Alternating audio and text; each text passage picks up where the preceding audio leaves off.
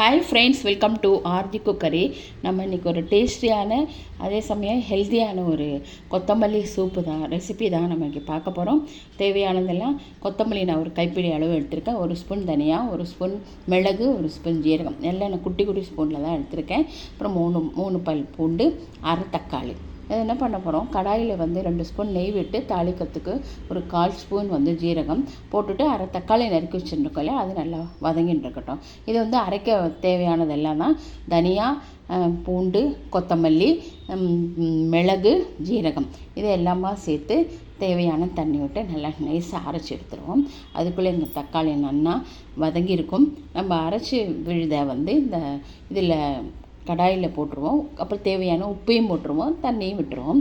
இது பச்சை வாசனை போகிறதுக்காக நம்ம ஒரு 5 நிமிஷம் ஒரு மீடியம் ஃப்ளேமில் வச்சு நல்லா கொதிச்சா போகிறோம். கடைசியில் நம்ம என்ன பண்ண போகிறோன்னா, இந்த தேங்காய் பால் இருக்கு இல்லையா, இதுக்கு தேவையானது தேங்காய் பால். தேங்காயை நல்லா அரைச்சிட்டு தேவையான தண்ணி விட்டு நல்லா அரைச்சி வடிகட்டிட்டு இதில் நம்ம சேர்க்க போகிறோம். தேங்காய் பால் விட்டப்புறமா இது கொதிக்க வேண்டாம், ஸ்டவ் ஆஃப் பண்ணிட்டா போகிறோம். நல்ல ஒரு ஹெல்த்தியான கொத்தமல்லி சூப் தயாராகிடும். இந்த வீடியோ உங்களுக்கு பிடிச்சிருக்குன்னு நினைக்கிறேன். இது வரைக்கும் என்னோடய சேனலை சப்ஸ்கிரைப் பண்ணலைன்னா please subscribe my channel. Thank you.